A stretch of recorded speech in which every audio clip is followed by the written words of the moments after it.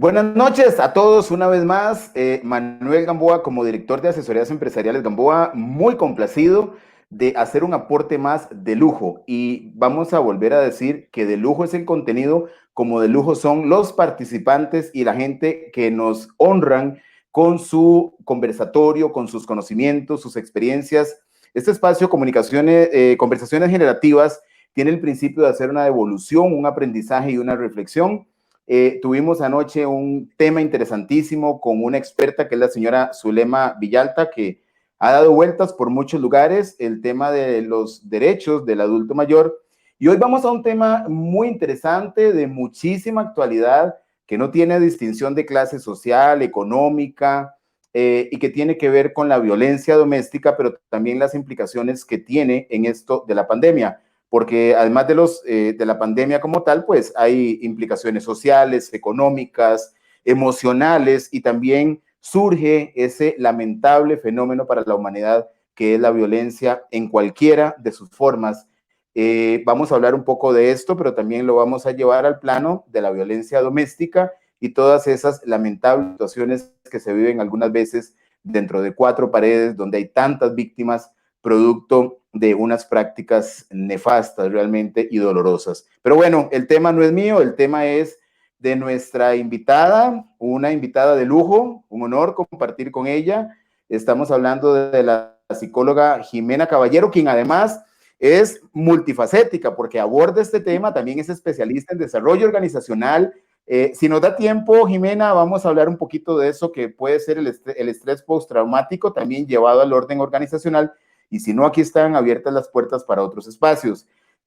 También se ha desempeñado en temas de derechos humanos, ha laborado en la asesoría de la ex vicepresidenta de la República de Costa Rica, y realmente es alguien enamorada de su profesión, pero también enamorada de muchas entregas. Por ahí estuve viendo también algunos datos en la biografía y en las redes de Jimena, y creé en las devoluciones, y también hoy vamos a aprovechar que por esa convicción vamos a tomar tanto aprendizaje que nos va a compartir. Buenas noches, Jimena, saludos hasta San José. Buenas noches, Manuel. El placer es todo mío. Más bien encantada de tener este espacio y compartirlo con vos. Gracias por la invitación. Un gusto. Vamos a ver, este tema me encantaría, vamos a hablar de la pandemia, pero vamos a ver si ponemos un poquito al lado el tema de la pandemia, porque la violencia doméstica no vino con la pandemia, no es que llegó el coronavirus y tenía unos amigos que se vinieron con él, y además de los síntomas empezaron los temas de violencia. ¿Cómo podríamos definir desde la voz de Jimena el tema de violencia doméstica, ya encauzado más hacia lo que vamos a conversar hoy? Bueno, el tema de violencia doméstica, tanto para hombres como mujeres, primero es importante quitar la idea de que es un tema que solo es de mujeres o que solo lo viven las mujeres. Hay muchos hombres que también viven violencia doméstica, personas adultas mayores, niños, niñas, tíos, abuelos, ¿verdad? Tiene que ver también con todo un tema de violencia intrafamiliar que nos pertenece a todos los miembros de la familia y que en este momento que las personas se encuentran en cuarentena en sus casas y algunos no tienen, viven en condiciones donde tienen que vivir 5 o 4 personas en una situación que todos están aglomerados y encima todo el día, pues lógicamente es más fácil que hayan situaciones que empiecen ya a cruzar la línea del irrespeto y que ya caigamos en cosas que llamamos violencia doméstica o que ya se trate de agresiones. Entonces, es importante primero eso, ¿verdad? Dejar de pensar que es un tema que solo lo viven las mujeres, lo podemos vivir todas las personas también podemos ser agresoras, tanto hombres como mujeres, de distintas maneras, casi siempre ocurre, ¿verdad? Hay formas distintas en las que agredimos las mujeres y formas distintas en las que agredimos los hombres, pero que al final es violencia. Lo que pasa, y que es muy importante, es que las consecuencias que viven las mujeres, violencia, es muchísimo más grandes que las de los hombres. Porque, por ejemplo, si yo llego y le pego a mi pareja, llego y lo agarro al pelo y todo, eso es violencia, pero muy probablemente, ¿verdad? Si lo hago frente a un montón de gente, van a decir, vieja loca, mira, le está pegando, y todo el mundo se ríe, porque de alguna manera no parece una amenaza. Pero cuando es un hombre el que atenta físicamente hacia nuestra integridad, lógicamente las proporciones físicas, en la mayoría de los casos, son más grandes, la fuerza física es mayor y por lo tanto un golpe puede llevar inclusive a la muerte de una mujer. Entonces, las consecuencias son distintas y también vienen a partir también de un rastro histórico, evolutivo, psicológico y emocional muy distinto de lo que hemos desarrollado las mujeres en nuestra larga historia de la humanidad a como los hombres que han desarrollado desde siempre el poder estar empoderados del ámbito público, mientras nosotras ha sido todo un proceso de irnos empoderando del ámbito público y siempre se nos ha condenado a estar limitadas al ámbito del hogar. Y en estas condiciones todavía se incrementan todavía más esos estereotipos y violencia simbólica para hacernos creer que ese es nuestro lugar natural, ¿verdad? El lugar doméstico. Jimena, pensemos que no ha llegado todavía la pandemia. Estos comportamientos, y qué bueno que lo aclaradas, que van en todas las direcciones, porque es un tema de interacción humana donde alguien asume un papel para agredir a otro, para lastimarlo, para minimizarlo, para ridiculizarlo, para agredirlo física o psicológicamente. Y a manera de aprendizaje, ¿es un tema cultural o estos comportamientos, como ustedes le llaman, patológicos, nacen ya vienen de nacimiento? ¿Cómo se incorporan? ¿Se aprenden en el camino? Una pregunta técnica de tu profesión. Sí, bueno, para eso deberíamos de hablar entonces de los tipos de violencia que hay, ¿verdad? Existe Perfecto. la violencia física, psicológica, sexual, patrimonial, pero también existe la violencia simbólica, que de alguna manera es una de las que casi nadie se habla, o se habla ya más en términos académicos, ¿verdad? Lo que pasa con la violencia simbólica es todo aquello cultural que hemos naturalizado en la tradición de nuestra sociedad para hacernos creer y normalizar la violencia. Por ejemplo, cada vez que yo Disculpa que digo, ahí se me fue un poquito la señal. Si me seguro puedes repetir esa parte. chocó porque es una mujer, porque las mujeres no saben manejar.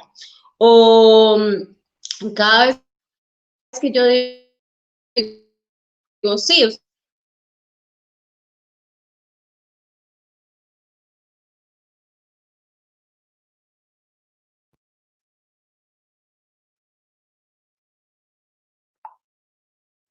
Vamos a ver. Esperemos que regrese la señal para continuar con esto.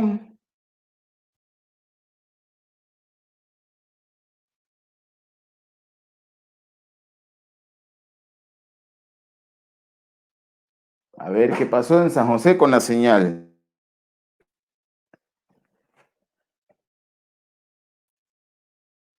A ver. Y toda la gente que quiera, inquietud, alguna consulta, encantado de aprovechar este espacio para irla resolviendo o aprovechar el tema para aclararla. Esperemos que se vuelva a incorporar Jimena.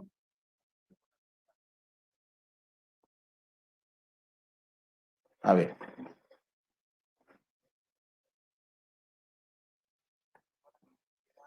A ver qué pasó con Jimena. Vamos a mandarle un mensaje.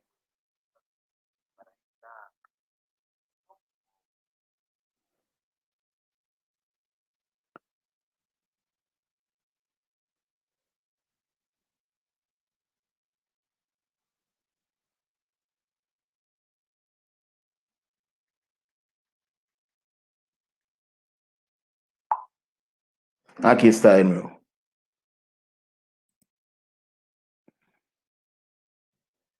Vamos a ver. Gracias por la espera. Vamos a ver si ya se incorpora.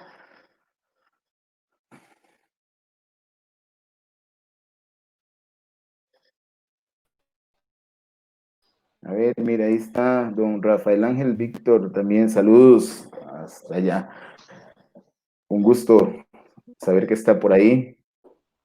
Juan Diego Marín.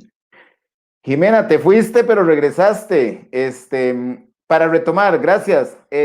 Habíamos quedado en la violencia simbólica. A ver si podemos arrancar por ahí. A ver. Sigue mala la señal por San José.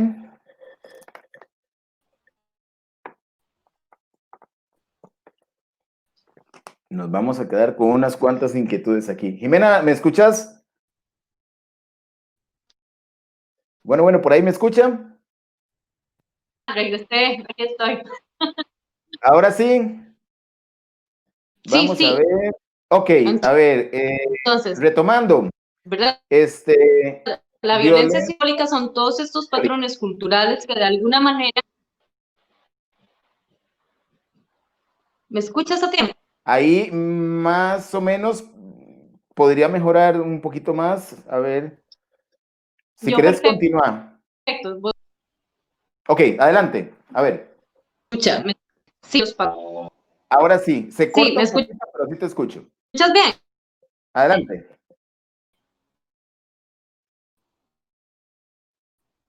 No, se pega bastante.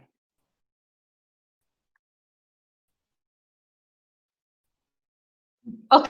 No, se está pegando. La, Ahí. la violencia simbólica son todos aquellos No, se nos corta un poquito. Vamos a culturales, ver. son aquellos patrones culturales Ahí. que lo cree está pasando.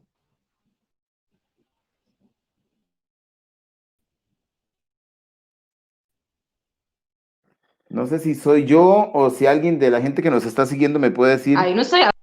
si se están, si lo perciben igual con problemas de sonido. A ver,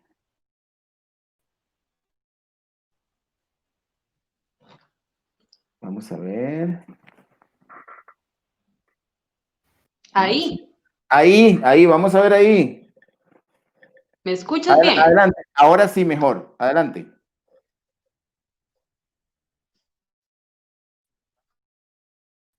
Adelante, Jimena.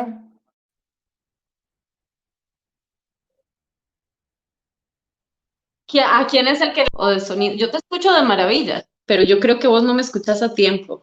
Exacto, no te escucha a tiempo, es que se corta mucho, como muy pausado, entonces se interrumpe el mensaje. Ahí me perfecto. No, muy cortado. ¿Me escuchas bien? No, A se tiempo corta mucho. real. Ok. Son, que lo que nos hace es, a través de la cultura, empezar a creer y normalizar las formas de violencia.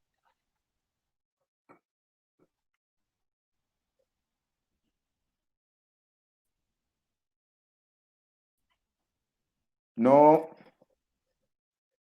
no te Ah, ¿y qué escucho. hacemos? ¿Volvemos a empezar? Vamos a ver, vamos a ver.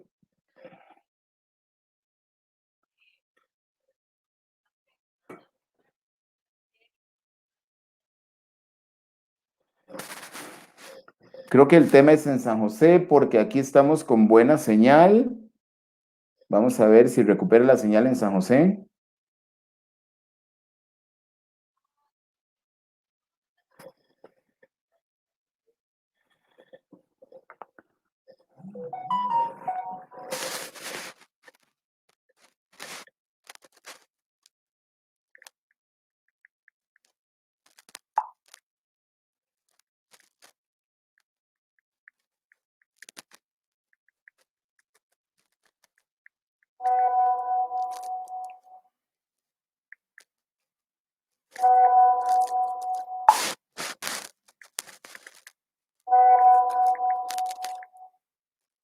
Vamos a ver, aquí está Jimena, me está diciendo que va a volver a ingresar como de cero, ahí reponemos el tiempo en el aire, pero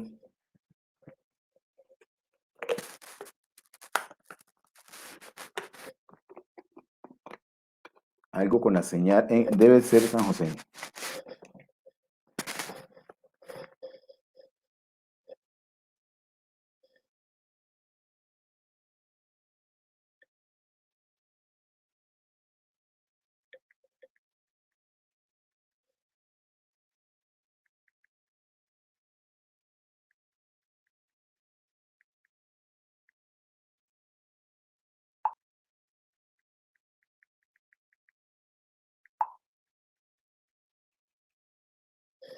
Vamos a ver, debe estar conectándose de nuevo.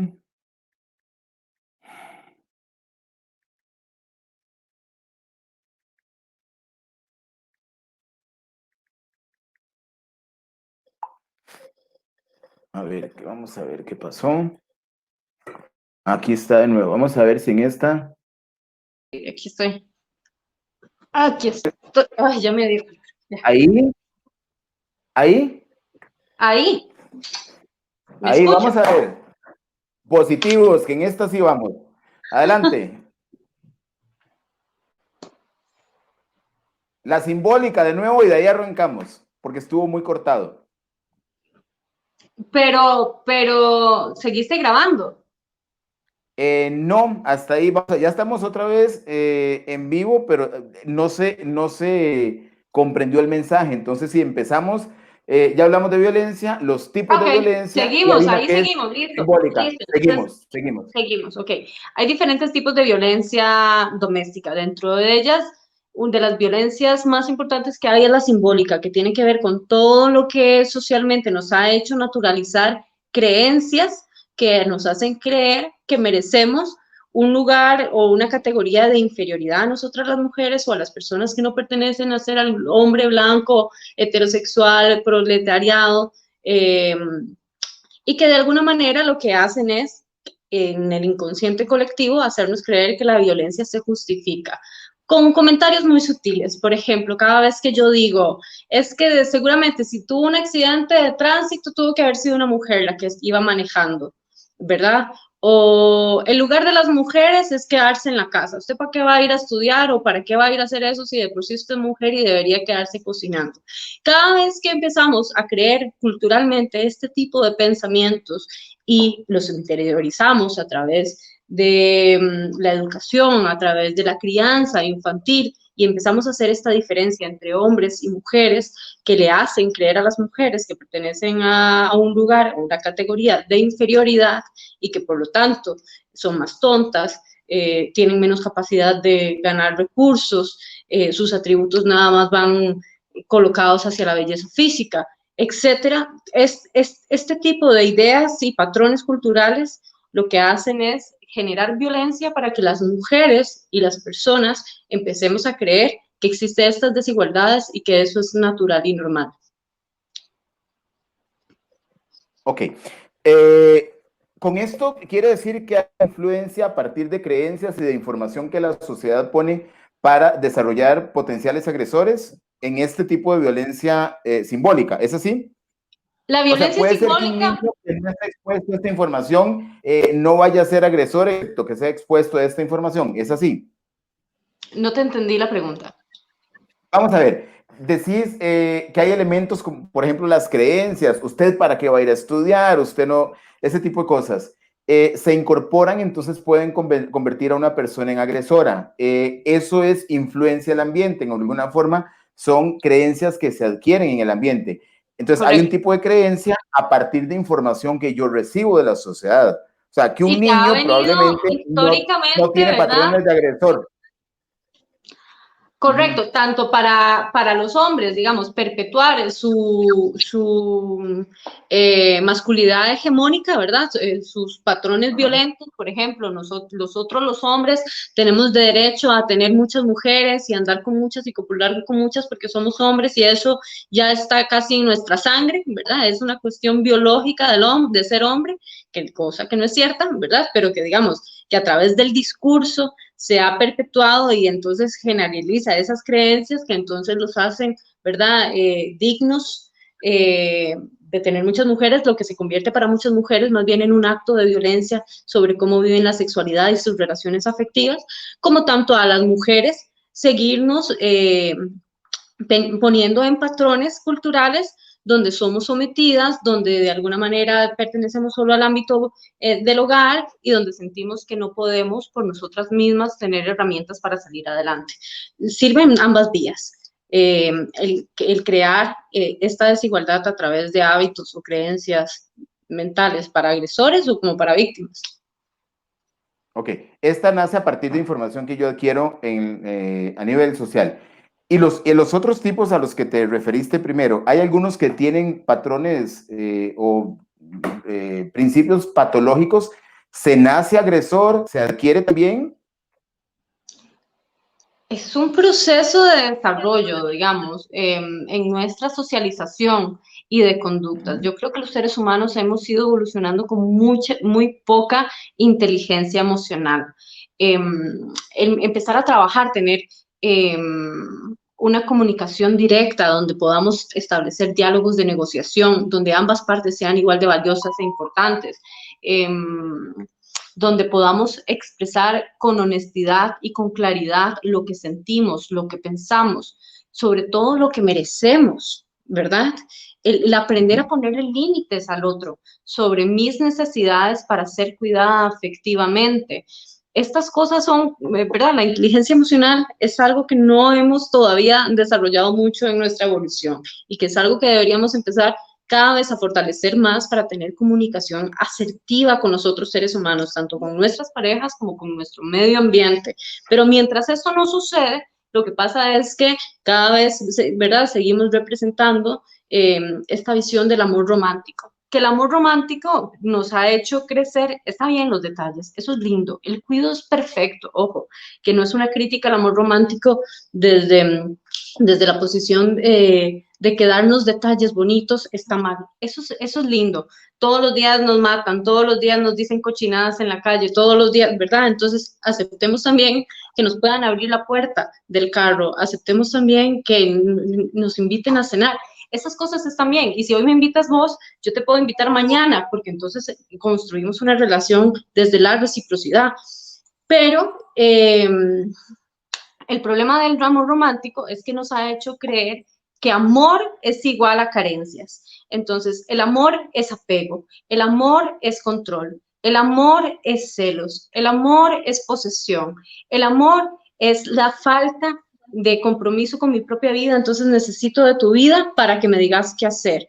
Todas estas situaciones que empezamos a construir desde el amor romántico, que no es amor, sino que más bien es un montón de carencias emocionales dentro de nosotros mismos, ha sido algo que ha dañado impresionantemente las relaciones humanas. Cuando empecemos a creer y a entender que el amor tiene que ver con compromiso, con cuidado, con respeto, con negociación, con estabilidad, con un proyecto personal, individual, con todo aquello que más bien me llena de energía en vez de drenarme y hacerme sentir que me debilita.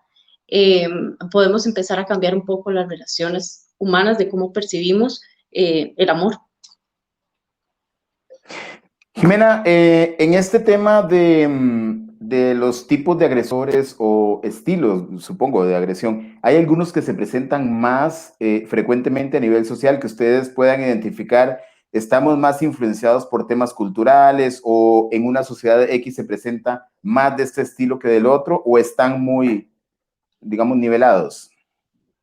Bueno, a ver, la violencia física es como decir cuál está más nivelado que otro es muy complejo. Yo creo que no funciona así, pero bueno, creo que lo que sí ha sucedido es que hemos creído que la violencia que es más importante es la violencia física, porque es la que es más fácil de percibir y es la más visible, ¿verdad? Cuando recibimos golpes, aruñazos, cuando nos empujan, cuando nos jalan el pelo, cuando tenemos un moretón, cuando de alguna manera recibimos una agresión que atenta a nuestro cuerpo físico.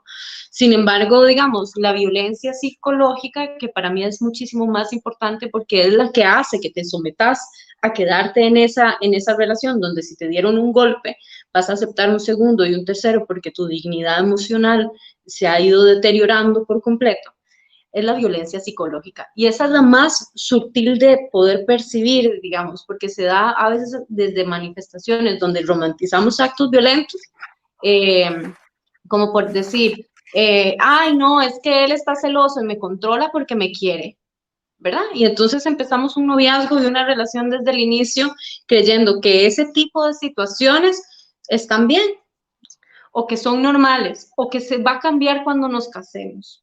Y lo que pasa más bien es que cada vez se incrementa.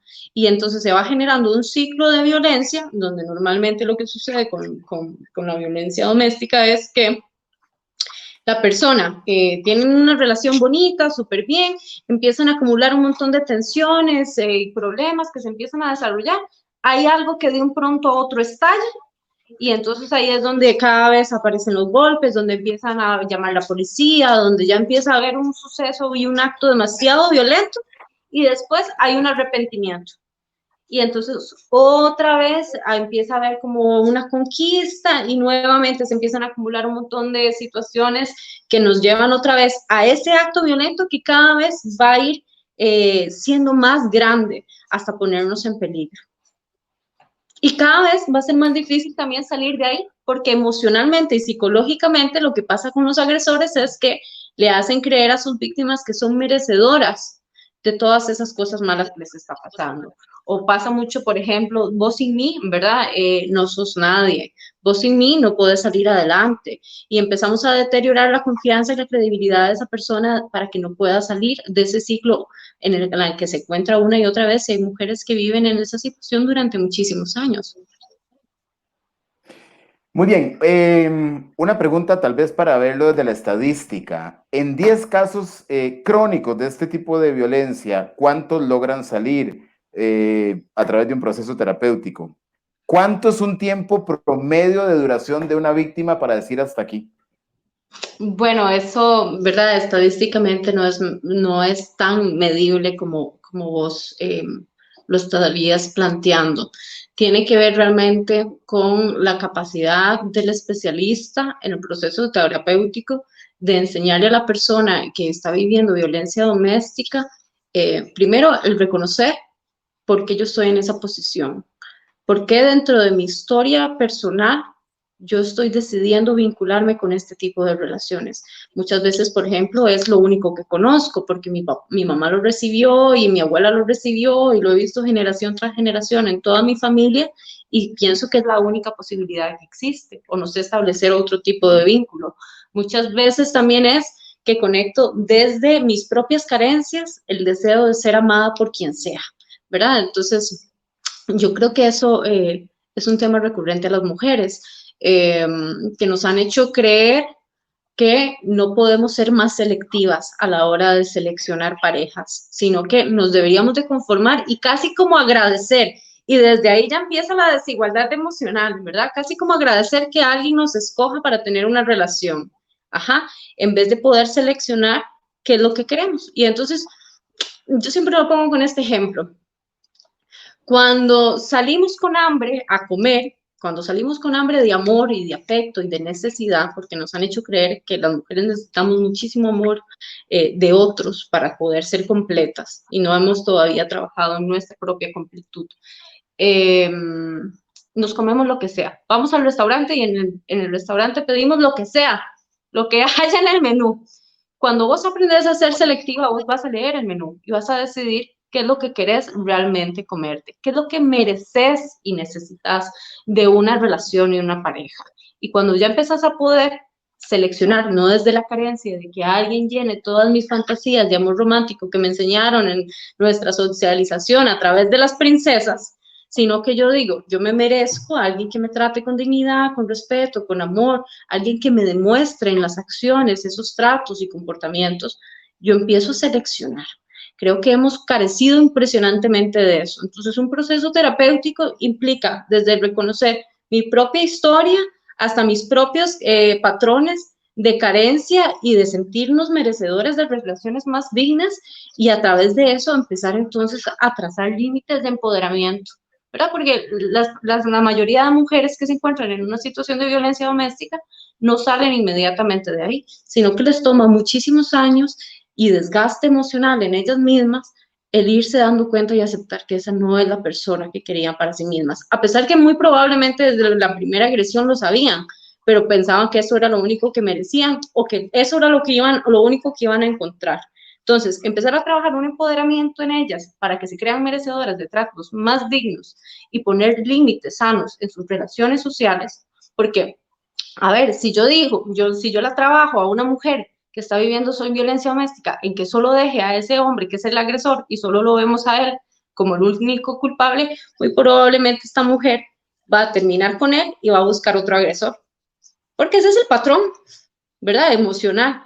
Entonces, realmente un proceso terapéutico real es llevarla a ella a que encuentre otras herramientas de significarse sobre su propio valor como mujer. Y desde ahí ya poder entonces dejar al agresor. Lo que, ¿verdad? Esa es un proceso terapéutico más realista de cómo funciona en la realidad. Lo que activa los protocolos en torno a violencia doméstica es que en cuanto la persona está viviendo violencia, debería ir a poner la denuncia, salir de la casa, buscar redes de apoyo y alejarse de la persona que la agrede. Pero la realidad es que no funciona así. La gran mayoría de mujeres pone una denuncia y al poco tiempo otra vez regresa con su agresor porque no ha trabajado con ella misma herramientas de empoderamiento. ¿Hay cultura de búsqueda de terapia? Porque ante tantos casos que se escuchan y con tanto profesional en psicología que pueden hacer este acompañamiento y abordar esta problemática, ¿cómo está la cultura de búsqueda de terapia? Yo creo que, y sobre todo ahora en tiempos de pandemia, ha subido. O sea, ¿verdad? A mí, ¿verdad? Laboralmente nunca me había ido tan bien como ahorita. Siempre me ha ido bien, pero esta vez más bien me ha ido muchísimo mejor, porque yo creo que en este momento es cuando estamos entendiendo eh, que la salud mental es vital para poder salir adelante de cualquier situación que estemos viviendo, tanto a nivel laboral, de desempleo, de teletrabajo, de cuidado de los niños, de la cuarentena en casa, de depresiones, de ansiedad, de todas las situaciones que esto nos ha generado como sociedad. Yo creo que hoy más que nunca las personas están entendiendo que somos lo que pensamos y lo que pensamos nos permite crear realidades en nuestro entorno. Entonces, sí, los últimos meses ha habido un incremento mayor de personas que han buscado asistencia terapéutica en general, pero también ha habido un incremento en personas que dicen, ya no me soporto a mi marido o a mi esposa. Y creo que esto tiene que ver, no culpa del COVID, creo que más bien tiene que ver con decisiones postergadas de cosas que ya venían fallando en la relación y que era más fácil, de alguna manera, dejar de lado y no querer ver, ¿verdad? Y hacerse los majes y perder de alguna manera en la cotidianidad eh, la responsabilidad de asumir qué está pasando en mi hogar o en mi relación afectiva o qué tan feliz soy. Esto que nos ha hecho quedarnos en casa todo el día y ver a la otra persona y darnos cuenta que ya no la amamos y que ya no hay excusas, nos ha hecho replantear el tema del divorcio muchísimo más. Lo que pasa es que, bueno, es un momento muy complejo para divorciarse, porque entonces mucha gente llama y dice, yo ya decidí, gracias a la pandemia, es una de las cosas buenas, nos ha hecho tomar decisiones importantes en torno a nuestra felicidad, que me quiero separar ya mismo, pero en esta situación económica de ir a buscar otra casa, de poder trasladarme, de cómo lo hago, ¿verdad? Y entonces, ¿cómo lo hago si aparte de eso yo estoy viviendo violencia doméstica? Es complejo. Es complejo. Hace un rato al inicio hablaste que van las dos vías, de hombres a mujeres, de mujeres a hombres. ¿Qué es más fácil? No sé si por cultura, que una mujer salga a decir, mi ojo está morado porque mi esposo es un agresor, o será tan fácil para un hombre decir lo mismo porque su esposa lo ha agredido? Yo creo que para nadie es fácil. Yo creo que romper el silencio O para común, al menos absolutamente. común. Exacto, que no, o sea, es menos como, tradicionalmente, digamos, se burlan cada vez que un hombre va y pone una denuncia por violencia, ¿verdad? Cosa que no debería de ser así, cosa que está muy mal, pero eso es parte de la misma hegemonía masculina que le hace creer a los hombres que está mal poner una denuncia cuando están viviendo violencia. Ajá.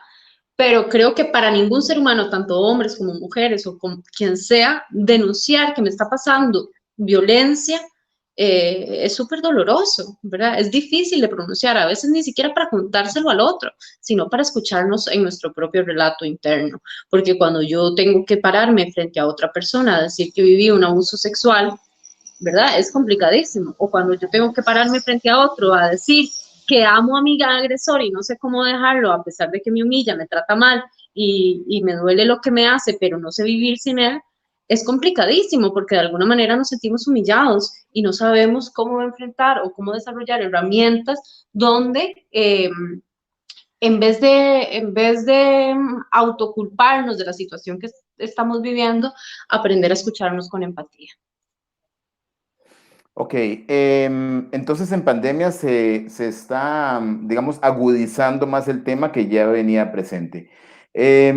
¿Cómo funcionan estos agresores que aparentemente son, dicen, o agresoras, porque tenemos que hablar por igual, candil de la calle y oscuridad de la casa, porque creo que hay muchos comportamientos por ahí solapados que generan violencia en la casa, pero sí, y que en la calle dicen, no mata una mosca. ¿Cómo valorarías esos perfiles, si se puede decir perfil? ¿A qué te referís? Ahí sentí que me hiciste dos preguntas. ¿A qué te referís A, tanta- con... a, tan- a tantas quejas de gente que dice, es que si supieran cómo es, porque de la puerta para afuera es uno y de la puerta para afuera es otro. Ajá, Ese pero ¿qué perfil de agresor. La eh, pregunta es, ¿cómo se entiende ese perfil?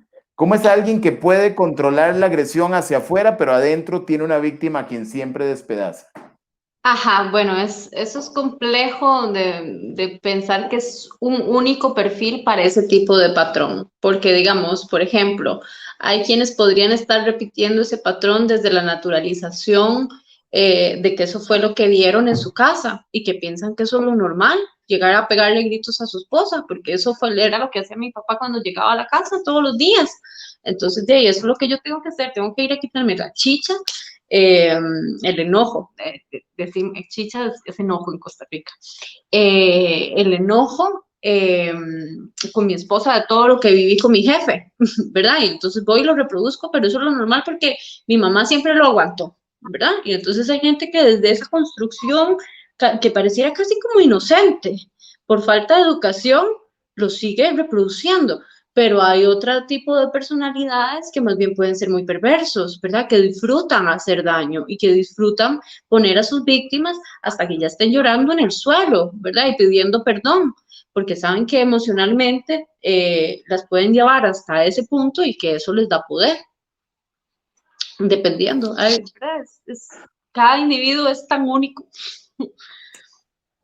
Es fácil para un agresor llevar un proceso terapéutico y se logra bastante, o hay retroceso, hay resistencia. ¿Cómo funciona ese acercamiento del agresor a la terapia? Sí, yo creo que hay muchísima resistencia. Es más frecuente que sean las víctimas las que vengan a buscar, las sobrevivientes, las que vengan a buscar ayuda profesional, a pesar de que muy probablemente, y sucede en muchas ocasiones, que cuando vuelven al ciclo donde el agresor las vuelve a reenamorar, vuelven a caer, entonces dejan la terapia y luego cuando otra vez están en otra situación de emergencia, ya otra vez regresan, ¿verdad? Y ya en algún momento ya deciden que sí, que esta vez ya lo van a lograr hacer. Es más fácil con ellas, a pesar de que todavía sigue siendo muy complejo por eso, ¿verdad? Porque ellas están en ese ciclo. Pero con los hombres, son muy pocos los hombres realmente que buscan apoyo terapéutico desde la necesidad de reconocer que quieren cambiar. La mayoría accede a ir a acompañamientos terapéuticos de grupos de hombres cuando son obligados, cuando es un mecanismo para ser perdonados, pero es a través de la demanda de los otros y no desde realmente el deseo personal de asumir un cambio. Porque es que, ¿quién quiere asumir un cambio desde tanto poder que tienen? Desde el privilegio de ser los que tienen el poder del hogar a través de la violencia, ¿verdad? Es complejo querer desestructurarse de ese privilegio agresivo, desde donde era encontrado de alguna manera un sentido en su relación y les ha dado poder. ¿Corre riesgo una víctima que busque ayuda por parte de su Perdón. agresor? ¿Hay un alto riesgo de la víctima que busca ayuda? Sí, sí, es complejo porque no necesariamente, cada caso es individual, no se puede generalizar, ¿verdad? Pero lo que sí sucede mucho es que cuando las víctimas deciden ir a un acompañamiento terapéutico o informarles, por ejemplo, pasa mucho con mujeres jóvenes, informarle a sus papás o a sus mamás que están viviendo una relación de violencia o, ¿verdad? O a activar como sus redes de apoyo familiares para poder salir adelante. eh, los agresores lo que hacen es tratar de persuadirlas más y lo que hacen también es, cuando ya logran ganar otra vez su confianza, aislarlas más de este grupo que saben que es su red de apoyo. Entonces, entre más aisladas estén, menos posibilidades tienen de sentir que ellas pueden recuperar su propia vida y ser felices y tener gente que las quiere y que las apoya, sino que cada vez sienten que el agresor es la única persona que tienen en sus vidas.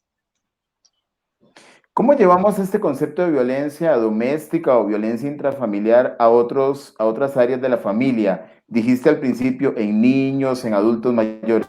¿Cómo podría evidenciar prácticas de violencia doméstica? Y te lo digo por una cosa. Culturalmente, o no sé si por el tema noticioso, estamos acostumbrados que asociamos violencia doméstica con una mujer agredida. Comprendemos que hay una seriosísima agresión también de mujeres a hombres, por lo tanto, el tema es qué se desconoce que está pasando por ahí. Entonces, lo asociamos, pero al principio planteabas que hay violencia intrafamiliar a nivel infantil, adultos mayores. ¿Cuáles podrían ser ejemplos de esos también para tener más claro que se presenta? Ajá, bueno, cuando hablamos del término violencia doméstica, nos referimos específicamente a la violencia que pasa en una pareja. Cuando hablamos de En violencia pareja, ok. Cuando hablamos de violencia intrafamiliar, ya estamos ampliando los miembros de toda la construcción familiar. Por ejemplo, existe la violencia por negligencia, que es una de las que viven más las personas adultas mayores, ¿verdad? Eh, ¿Qué sé yo? Que el viejito o la viejita la dejamos sentada en una silla viendo televisión, ni la hablamos, la empezamos a ignorar, técnicamente esa persona no existe dentro de la construcción familiar, a veces se nos olvida darle de comer, si quiere ir al baño nos da pereza llevarla, entonces, ¿por qué qué pereza? Y entonces ya se le empiezan a hacer llagas en el trasero, o entonces ya empiezan a tener como algunos problemas a nivel físico por el deterioro que está viviendo esa persona, porque las hemos estado tanto ignorando emocionalmente como físicamente, no le hemos dado los cuidados que requiere. Eso es violencia. ¿Verdad? Cada vez que yo digo, voy a dejar a la viejita sola, y no pasa nada, no pasa nada, voy a ir al supermercado y no le va a pasar nada, aunque sé que está en una silla de ruedas, aunque sé que tiene Alzheimer, aunque sé que tiene ciertas complicaciones, por las cuales la estoy ignorando porque me duele emocionalmente. Y ojo, que a veces podemos ser violentos y agresores porque nos duele enfrentar la situación emocional que está viviendo quien amamos, pero la negligencia es violencia, no podemos ignorar a quienes amamos, ¿verdad? Hay que darle siempre nuestro lugar. Con los niños y las niñas, bueno, es que hay muchísimos tipos de violencia y dentro de lo que yo he visto más, sobre todo que resalta en violencia infantil, son temas de abuso sexual. Y es una triste realidad que vivimos socialmente, porque yo creo que el abuso sexual debería ser una pandemia, ¿verdad? Debería ya estar catalogizado que tenemos una epidemia de abuso sexual, pero hemos naturalizado y normalizado en nuestra cultura tanto esto que no se habla, ¿verdad? Que el tío, el primo, el papá, el hermano es quien está abusando de nuestros hijos y hijas y nos da miedo de ir a demandarlo o lo permitimos porque es alguien que también queremos. Entonces, es algo que ocurre muchísimo, pero también los niños y las niñas viven violencias de otras formas, también desde la negligencia, ¿verdad? Cuando dejamos al chico todo el día viendo televisión, en la computadora, con el celular, porque no tenemos la capacidad emocional de poder tener una relación directa infantil con ellos desde sus necesidades y lenguaje propio. Eh, cuando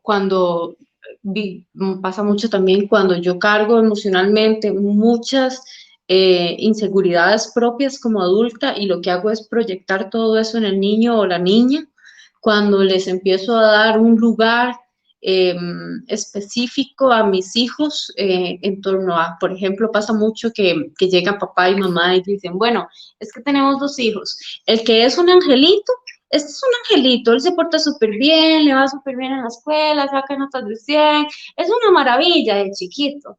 Y está Pepito, que el Pepito es terrible. Ay, es que bueno, es como el demonio ese chiquito, yo ya no sé qué hacer ya, ¿verdad? Y entonces, simbólicamente, le ponen a ese niño desde muy pequeño toda la carga de que ya es el niño malo, ¿verdad? Desde ahí ya yo estoy generando violencia. Esas son otras formas, por ejemplo. Muy bien.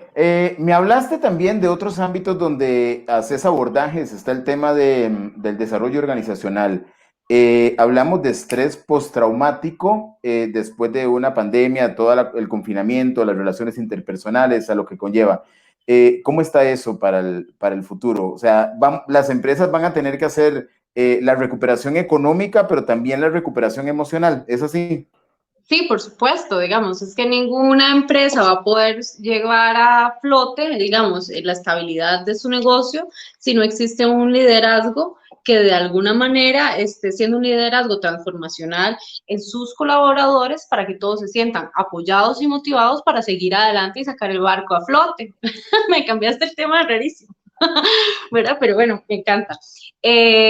Para poder sacar el tema, el barco a flote, ¿verdad? Entonces, poder trabajar ahorita el tema de la motivación empresarial es fundamental para que las personas en este momento que están sintiendo tanta desconfianza sobre sus propias capacidades por todo lo que les está afectando en su entorno, es vital. La motivación, el entender un liderazgo también con nuestros colaboradores, donde a veces aquí hay una línea muy delgada, donde necesitamos entender qué cosas situacionales está viviendo cada una de las personas que colaboran en mi empresa en teletrabajo, por ejemplo, porque no todos estamos viendo la misma realidad, no es lo mismo mi colaboradora que sé que es madre de 3 chiquitos y que los chiquitos no están yendo a la escuela y que tiene marido y que tiene la mamá y que ahí está cuidando, al otro colaborador que más bien sé que vive solo y que tal vez lo que le está afectando más bien es la soledad y que cada uno, ¿verdad? Desde sus dimensiones tiene una realidad específica donde emocionalmente está teniendo cierto grado de afectación. Yo tengo que entender cuál es la situación de cada uno de los colaboradores cuando soy líder de una empresa, pero no me tengo que volver el psicólogo de ellos. Ajá, porque si ellos lo que empiezan a decirme y a justificar es a través de su dolor, ¿verdad? Que no pueden trabajar, de ahí nos vamos al carajo, todos juntos. Pero sí, entonces, más bien, yo lo que entiendo es, ok, existen estas situaciones donde tengo que ser flexible, donde tengo que empezar a crear dinámicas donde las personas más bien se sientan motivadas. Se trata de que hablemos de los problemas que están teniendo cada uno en su hogar, sino entender la flexibilidad que necesito poder tener con cada uno y ver desde ahí qué motivaciones puedo encontrar en ellos para encontrar una estrategia que haga que todos vayamos hacia el barco. Lo otro que me estabas preguntando es sobre estrés postraumático. Yo creo que el gran reto en salud mental actualmente va a ser el estrés postraumático que va a dejar el COVID. El estrés postraumático se da en 2 vías. Una que es eh, una que es cuando yo tengo una experiencia traumática única, vivo un asalto, vivo una violación, veo un accidente de tránsito, vivo un accidente de tránsito, sobrevivo a una situación, ¿verdad?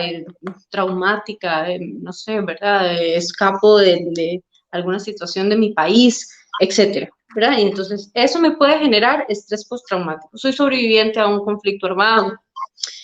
Eh, esa experiencia única genera un cuadro de situaciones en la persona que emocionalmente después le va a costar tener una funcionalidad normal. Pero también existe otra forma en la que se genera el estrés postraumático, que es cuando yo regularmente por un tiempo prolongado me expongo a situaciones, a picos de ansiedad muy elevados, que es lo que hemos estado viviendo últimamente todos. Cada cierto tiempo sentimos demasiada incertidumbre de no saber qué va a pasar, empezamos a recibir un montón de noticias tóxicas, ¿verdad? Que nos generan muchísimo más miedo de lo que en realidad está pasando. Eh, y aparte de eso empiezan a pasar que existe el desempleo, empieza a pasar que no sabemos qué hacer estando todo el día en casa, empiezan a pasar los conflictos de violencia, empiezan a pasar un montón de cosas que hacen que mis niveles de ansiedad se eleven prolongadamente. Y cada vez que ya pensamos que ya vamos a salir de la cuarentena y que ya más bien esto está pasando y que ya vamos para afuera, otra vez vamos para adentro, ¿verdad? Y entonces no sabemos cuándo va a terminar y entonces estamos en esos picos constantes. Eso prolongadamente también genera estrés postraumático. Ajá, entonces, bueno, se espera que en algún momento también desvalgamos, igual como vamos a tener, estamos teniendo una crisis de salud en torno al COVID, que vamos a tener una crisis económica muy fuerte, también vamos a tener una crisis en torno a la salud mental, de las consecuencias psicológicas que puede estar generando el estrés postraumático, que no solo se acompaña de estrés postraumático, que ya per se tiene una serie de categorías o de situaciones que a la persona le cuesta desarrollarse en su vida cotidiana, sino que también puede ir acompañado de otra gran serie de trastornos mentales que se podrían estar desarrollando, porque los seres humanos somos neuróticos. Dentro de la neurosis es que, ¿verdad? Todos tenemos rasgos obsesivos, todos tenemos rasgos perversos, todos tenemos un poco de rasgos histriónicos, ¿verdad? Tenemos un poco de rasgos de todo, pero somos funcionales. Ahí vamos. Unos días más arriba, unos días más abajo, pero funcionamos.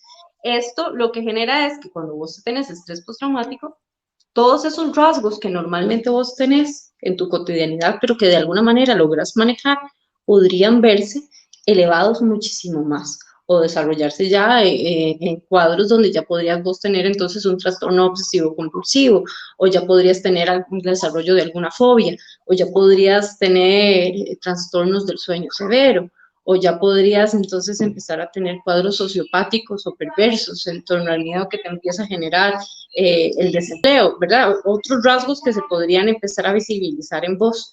Entonces, esa es una consecuencia importante y significativa que podría tener esto, el estrés postraumático debido a la ansiedad, los trastornos mentales que se podrían empezar a desarrollar a partir de esta vivencia, pero también la depresión al desempleo, la depresión a no tener cómo pagar los recibos, a no tener para la casa, que podría llevarme inclusive a la ideación suicida.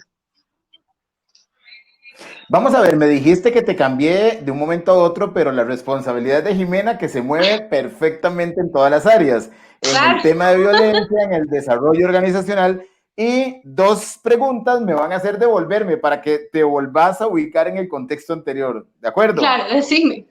Vamos a ver, sale, dirían en México, dicen, desde el punto de vista de un tercero, ¿cómo no ser indiferente cuando sabemos que otra persona sufre violencia doméstica? Nos pregunta don Felipe Ríos. Sí, con la violencia doméstica es distinto. Con la violencia doméstica no se vale ser indiferente.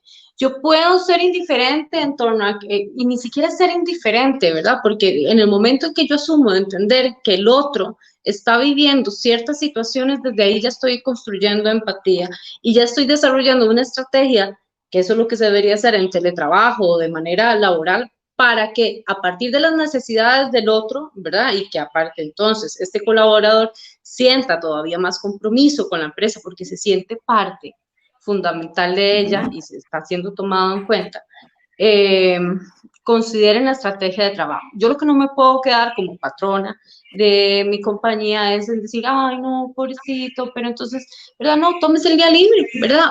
A veces sí, yo puedo dar esa posibilidad, pero si yo recurridamente empiezo nada más a escuchar la queja emocional que están viviendo mis empleados, la empresa no va a salir adelante, ¿verdad? Y en este momento es más, o sea, es más importante que nunca la capacidad de poder transformar la empresa, reinventarse, lo que sea, y quien no logró reinventarse en el proceso queda fuera del barco. Lastimosamente eso es una decisión administrativa, porque si yo no tomo esa decisión desde ese lugar, entonces puede ser que mi empresa quiebre. Ahora, en el tema de violencia doméstica, es importantísimo como sociedad, que ya es distinto a que, ¿verdad? Que mi colaboradora me diga, ay, es que estoy teniendo problemas con los chiquillos, no sé qué hacer, el estrés, la ansiedad, a que me diga, mi marido me pega y tengo miedo por mi vida. Es completamente distinto. Cuando eso sucede, lo que uno puede hacer es acompañar a la persona a que vaya a poner la denuncia e insistirle y solicitarle que por favor que denuncie, que es importante para su vida, tratar de convencerla, acompañarla si es necesario, ayudarla a que busque apoyo profesional con algún especialista que le pueda acompañar.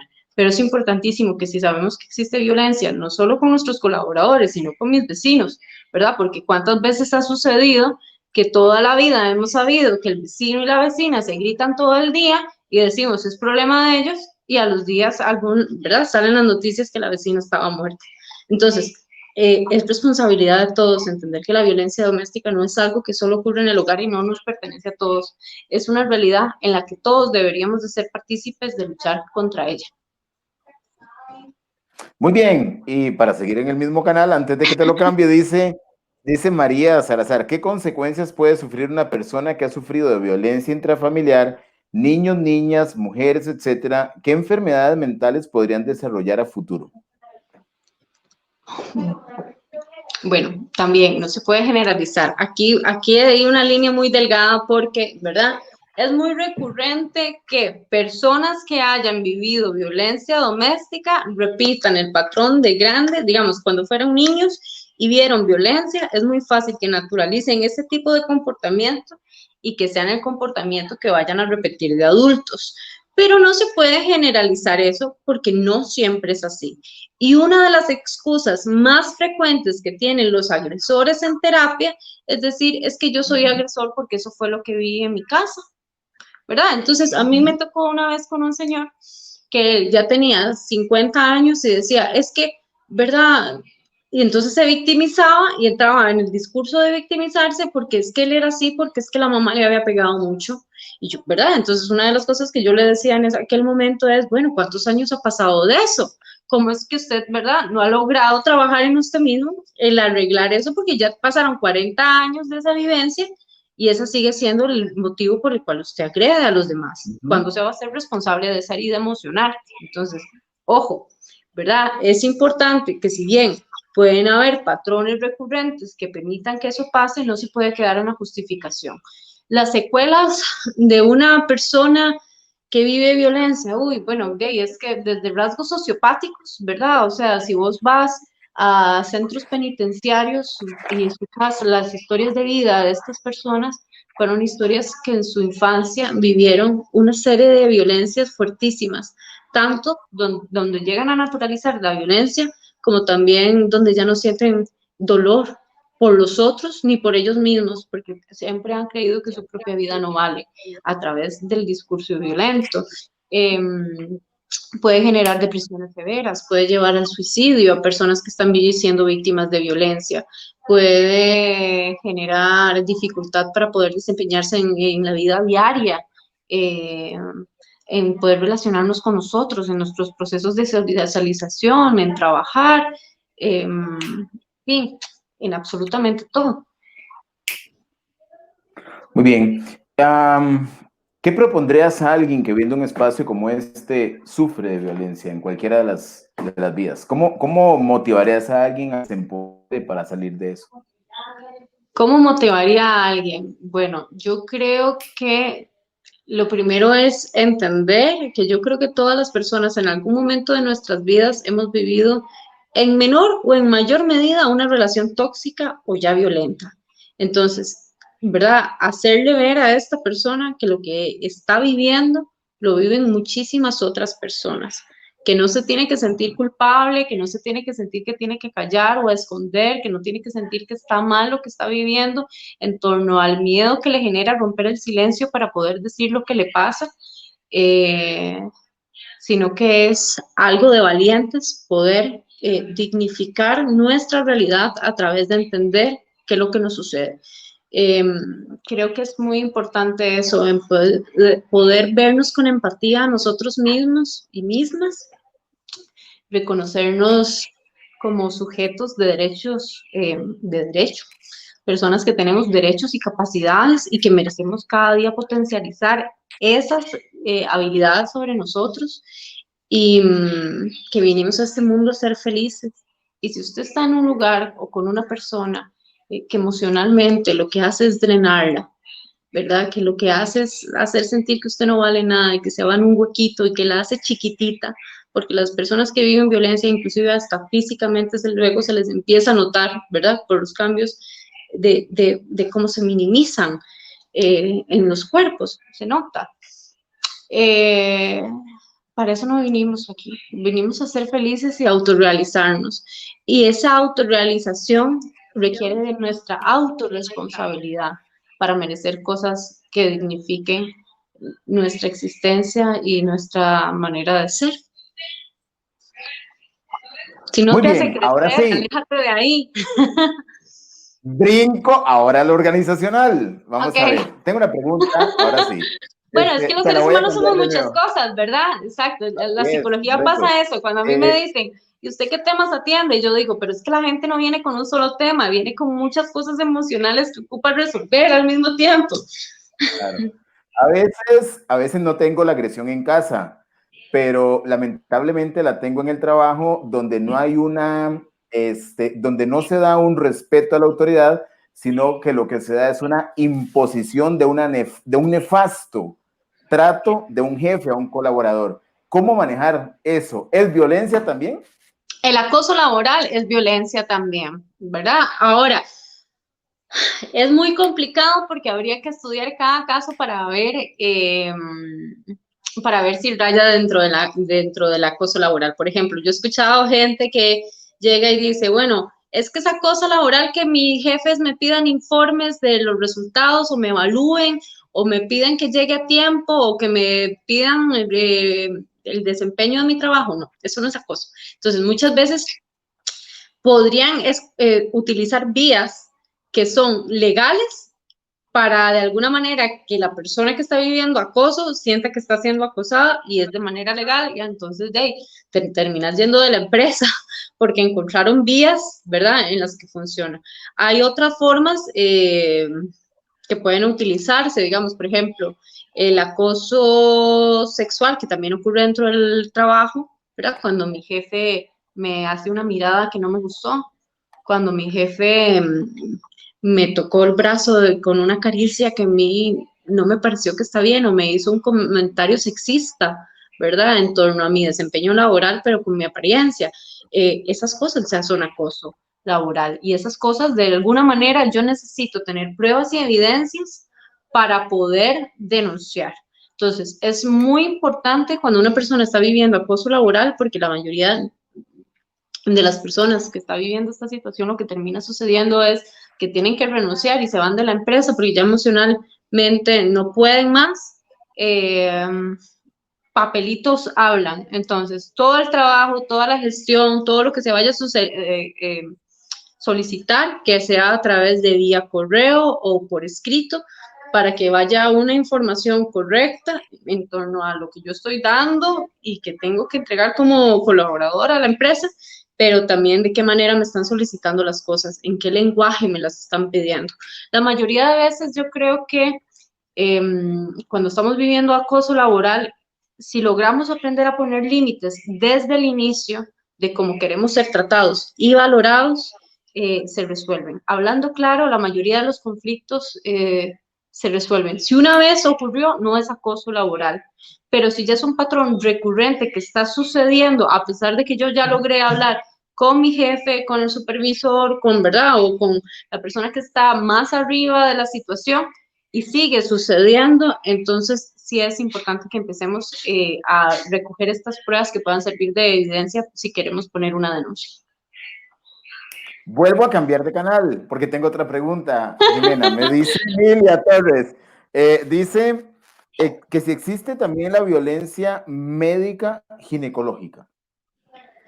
Sí, claro, hay demasiada violencia obstetricia. Hace poco aquí salió un proyecto de ley, no sé si todavía está dentro de la Comisión de la Mujer o todavía no se ha aprobado, la verdad no he seguido bien cómo va ese proyecto de ley, pero inclusive ya se presentó.